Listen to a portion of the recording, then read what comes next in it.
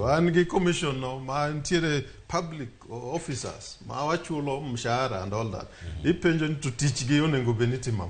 Onego beniki kole iye gi oko kato gi konwa in a very open manner. Okadwa tere judiciary nike judiciary ukopo ni ntiere yuarwok.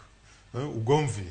Titero negi ni koro tatua. Koro gin okonego benigi ne magichako timo this analysis. This law reform commission onego timano kato gimiyo advice makoro kaji dhi mbele ting'iyo ni seche mwako ni wadwaro mondo wadwa fix the 2/3 gender rule.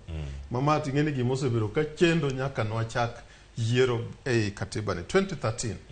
Ji odhi yiero tiyudo kama chacha na wan gi less than 20 women modhi e parliament. To naonge gi provision kaka mar county assembly. County assembly nitie gi top up lists. National assembly onge gi such provisions. Tinano ka magi giko nego benina timo fixing. Nikech the mixed member proportion, sorry mondo nikech ngene mago gik mabiro biro chikore mbele.